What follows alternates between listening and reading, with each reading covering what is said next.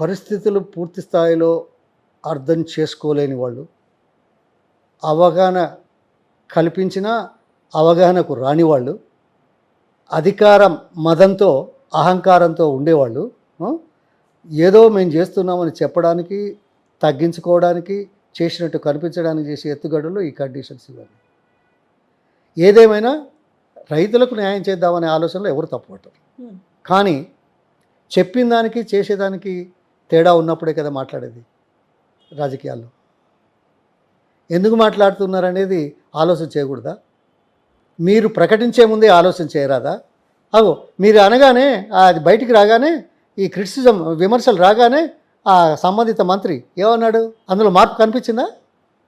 ప్రతిపక్షాలు చెప్పింది వాస్తవం అనేది గుర్తించినట్టు కనబడుతున్నదా? గుర్తిస్తే ఈ రెండు మాత్రమే గుర్తించారా? మిగతా ఎందుకు గుర్తించట్లేదు? అంటే మభ్యపెట్టడం చేసేది.